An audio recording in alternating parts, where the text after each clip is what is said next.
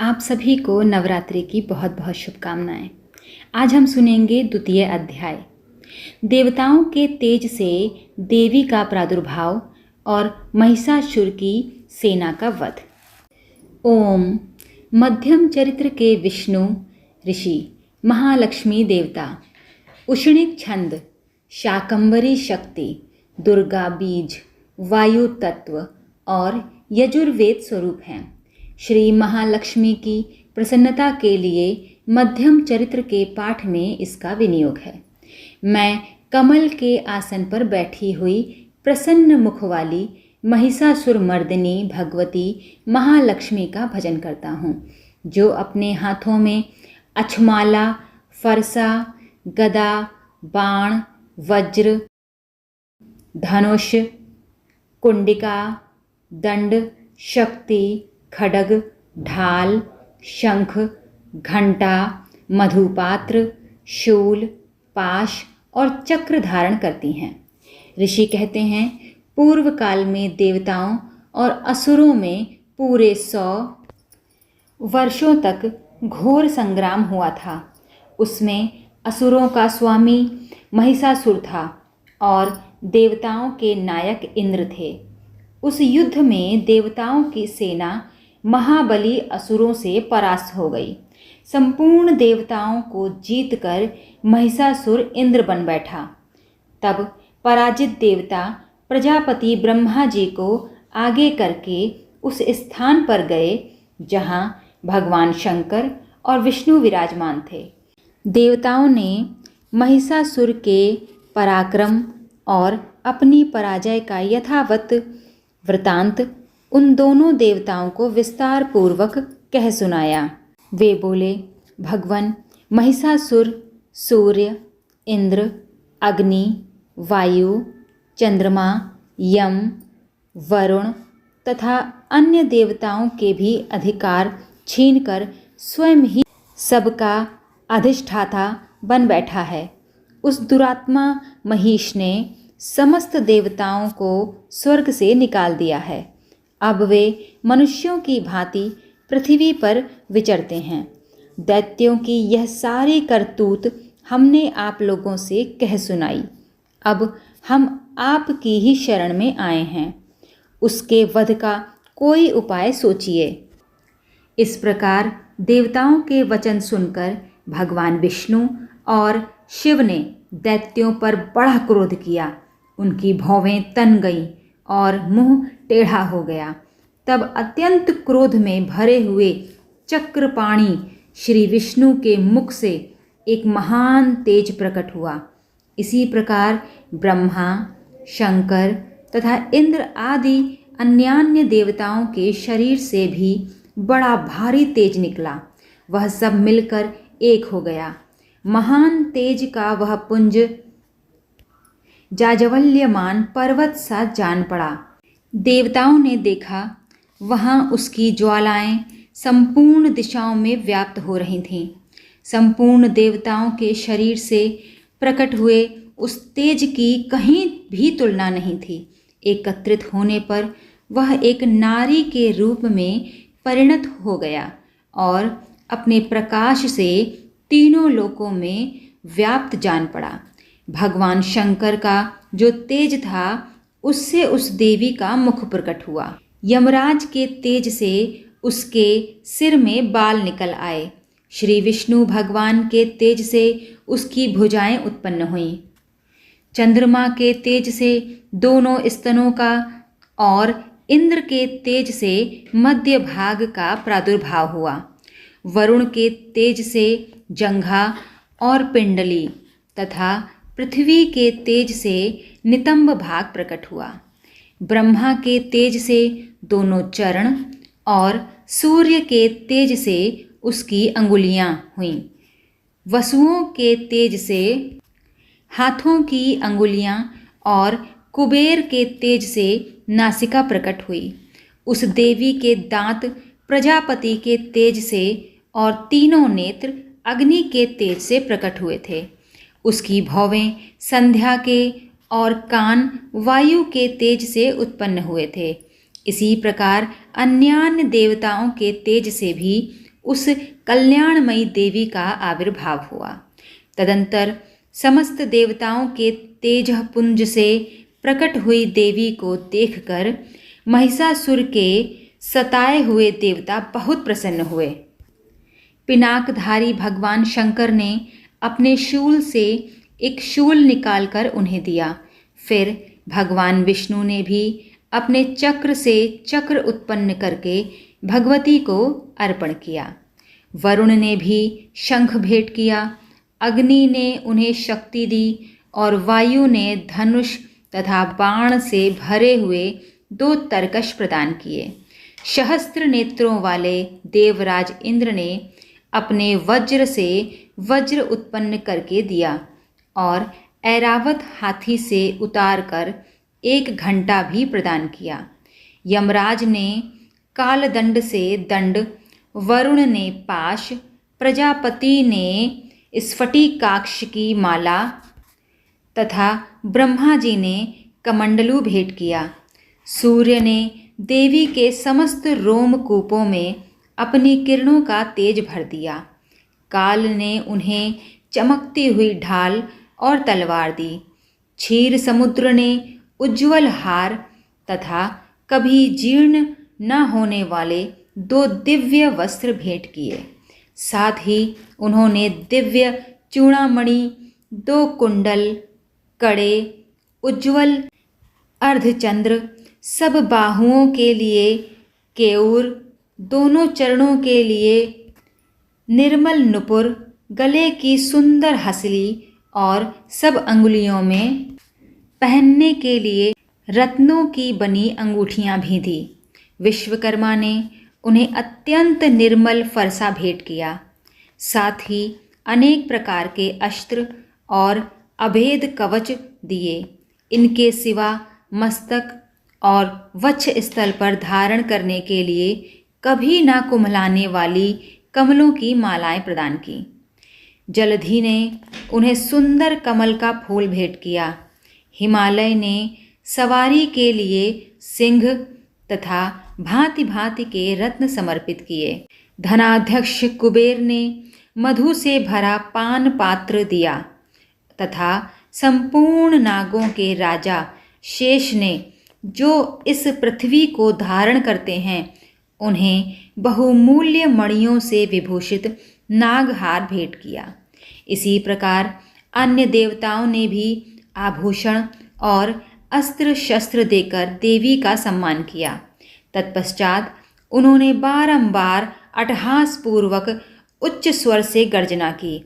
उनके भयंकर नाद से संपूर्ण आकाश गूंज उठा। देवी का वह अत्यंत उच्च स्वर से किया हुआ सिंहनाद कहीं समा न सका। आकाश उसके सामने लघु प्रतीत होने लगा। उससे बड़े जोर की प्रतिध्वनि हुई, जिससे संपूर्ण विश्व में हलचल मच गई और समुद्र कांप उठे। पृथ्वी डोलने लगी और समस्त पर्वत हिलने लगे।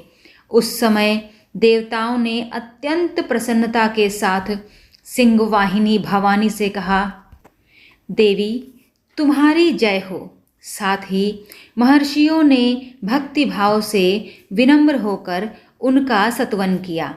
संपूर्ण त्रिलोकी को क्षोभग्रस्त देख दैत्यगण अपनी समस्त सेना को कवच आदि से सुसज्जित कर हाथों में हथियार ले सहसा उठकर खड़े हो गए। उस समय महिषासुर ने बड़े क्रोध में आकर कहा, हाँ, यह क्या हो रहा है? फिर वह संपूर्ण असुरों से घिरकर उस सिंहनाद की ओर लक्ष्य करके दौड़ा और आगे पहुंचकर उसने देवी को देखा, जो अपनी प्रभा से तीनों लोकों को प्रकाशित कर रही थी। उनके चरणों के भार से पृथ्वी दबी जा रही थी।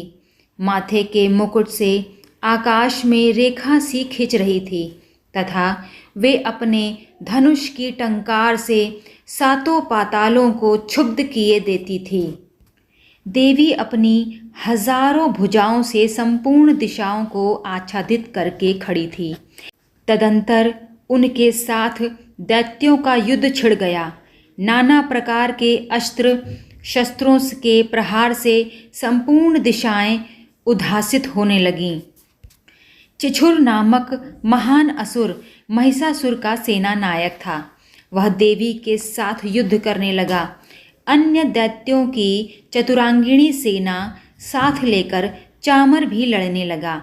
60,000 रथियों के साथ आकर उदग्र नामक महादैत्य ने लोहा लिया। 1 करोड़ रथियों को साथ लेकर महाहनु नामक दैत्य युद्ध लड़ने लगा, जिसके रोएं तलवार के समान तीखे थे। वह असीलोमा नामक महादैत्य 5 करोड़ रथी सैनिकों सहित युद्ध में आ डटा। 60 लाख रथियों से घिरा हुआ बाष्कल नामक दैत्य भी उस युद्ध भूमि में लड़ने लगा। परिवारित नामक राक्षस हाथी सवार और घुड़सवारों के अनेक दलों तथा 1 करोड़ रथियों की सेना लेकर युद्ध करने लगा। बिडाल नामक दैत्य 5 अरब रथियों से घिरकर लोहा लेने लगा। इनके अतिरिक्त और भी हजारों महादैत्य रथ, हाथी और घोड़ों की सेना साथ लेकर वहां देवी के साथ युद्ध करने लगे। स्वयं महिषासुर उस रणभूमि में कोटि कोटि सहस्त्र रथ, हाथी और घोड़ों की सेना से घिरा हुआ खड़ा था। वे दैत्य देवी के साथ तोमर, भिंदपाल, शक्ति, मूसल, खड्ग, परशु और पट्टिश आदि अस्त्र शस्त्रों का प्रहार करते हुए युद्ध कर रहे थे। कुछ दैत्यों ने उन पर शक्ति का प्रहार किया, कुछ लोगों ने पाश फेंके तथा कुछ दूसरे दैत्यों ने खड्ग प्रहार करके देवी को मार डालने का उद्योग किया। देवी ने भी क्रोध में भरकर खेल खेल में ही अपने अस्त्र शस्त्रों की वर्षा करके दैत्यों के वे समस्त अस्त्र शस्त्र काट डाले। उनके मुख पर परिश्रम या थकावट का रंच मात्र भी चिन्ह नहीं था। देवता और ऋषि उनकी स्तुति करते थे और वे भगवती परमेश्वरी दैत्यों के शरीरों पर अस्त्र शस्त्रों की वर्षा करती रहीं। देवी का वाहन सिंह भी क्रोध में भरकर गर्दन के बालों को हिलाता हुआ असुरों की सेना में इस प्रकार विचरने लगा, मानो वनों में दावा नल फैल रहा हो। रणभूमि में दैत्यों के साथ युद्ध करती हुई अंबिका देवी ने जितने निश्वास छोड़े, वे सभी तत्काल सैकड़ों हजारों गणों के रूप में प्रकट हो गए और परशु, बिंदपाल, खड्ग और पट्टिश आदि अस्त्रों द्वारा असुरों का सामना करने लगे। देवी की शक्ति से बढ़े हुए वे गण असुरों का नाश करते हुए नगाड़ा और शंख आदि बाजे बजाने लगे। उस संग्राम महोत्सव में कितने ही गण मृदंग बजा रहे थे।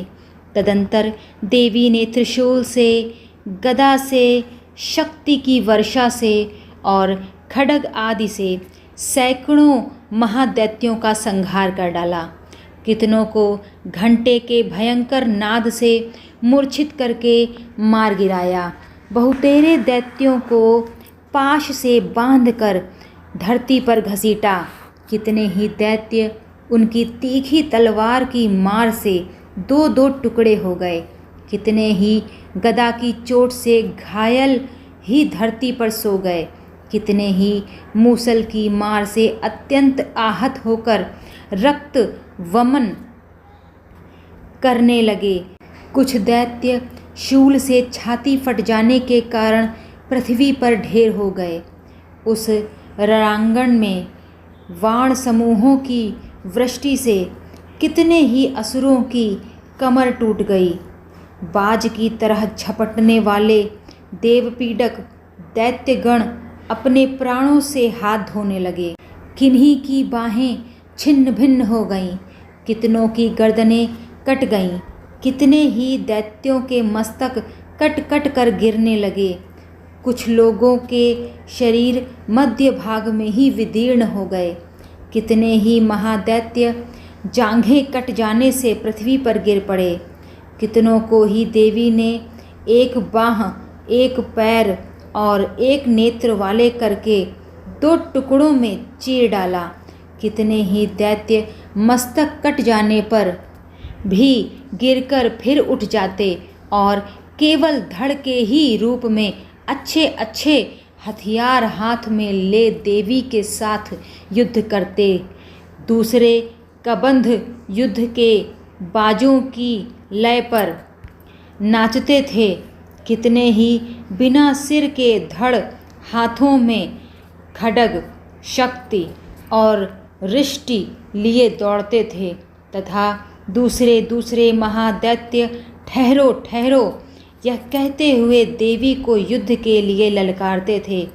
जहाँ पर घोर संग्राम हुआ था वहाँ की धरती देवी के गिराए हुए रथ, हाथी, घोड़े और असुरों की लाशों से ऐसी पट गई थीं कि वहाँ चलना फिरना असंभव हो गया था।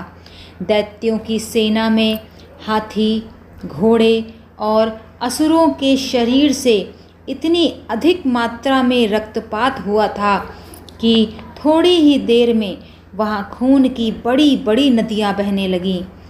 जगदम्बा ने असुरों की विशाल सेना को क्षण भर में नष्ट कर दिया। ठीक उसी तरह जैसे तृण और काठ के भारी ढेर को आग कुछ ही क्षणों में भस्म कर देती है और यह सिंह भी गर्दन के बालों को हिला हिलाकर जोर जोर से गर्जना करता हुआ दैत्यों के शरीरों से मानो उनके प्राण चुने लेता था। वहाँ देवी के गणों ने भी उन महादैत्यों के साथ ऐसा युद्ध किया जिससे आकाश में खड़े हुए देवता गण उन पर बहुत संतुष्ट हुए और फूल बरसाने लगे। इस प्रकार श्री मार्कंडेय पुराण में सावर्णिक मनवंतर की कथा के अंतर्गत देवी महात्म्य में महिषासुर की सेना का वध नामक दूसरा अध्याय पूरा हुआ। तो सभी हाथ जोड़ के प्रेम पूर्वक बोलिए जय हो माँ जगदम्बा की।